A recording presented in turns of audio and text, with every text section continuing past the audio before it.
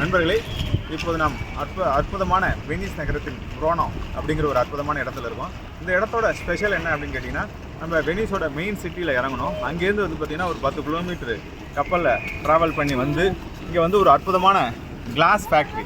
அதாவது இங்கே வந்து பார்த்திங்கன்னா இந்த வீதிகள் முழுவதுமே வந்து பார்த்திங்கன்னா உலகத்தரம் வாய்ந்த கண்ணாடியாலான சிற்பங்கள், கண்ணாடியாலான கலைப்பொருட்கள், கண்ணாடியிலான ஃபேக்ட்ரிஸ் பார்த்திங்கன்னா இந்த தெரு முழுவதும் இருக்குது. யோசிச்சு பாருங்கள் நண்பர்களே, ஒரு நடுக்கடலில் ஒரு பெரிய ஒரு சிட்டியை உருவாக்கி அந்த சிட்டிக்குள்ள வந்து பார்த்திங்கன்னா ஆயிரக்கணக்கான ஃபேக்ட்ரி.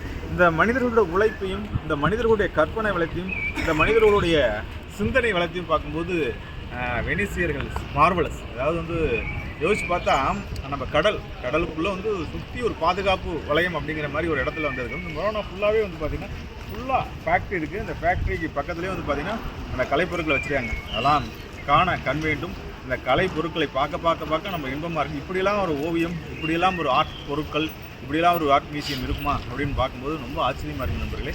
ரொம்ப அற்புதமான ஒரு விஷயம். வெனிஸ் வர வாய்ப்பு இருக்குது நண்பர்கள். வெனிஸோட மெயின் சிட்டியோட முடிச்சிடாமல் அங்கேருந்து ஒரு 10 கிலோமீட்டர் கப்பல் எடுத்து இன்னொரு இன்டர்சிட்டியை வந்து கனெக்ட் பண்ணி இந்த சிட்டியும் பார்த்துட்டு போங்க, கிளாஸ் ஃபேக்ட்ரியும் பார்த்துட்டு போங்க என்பதை நண்பர்களை அன்போடு கேட்டு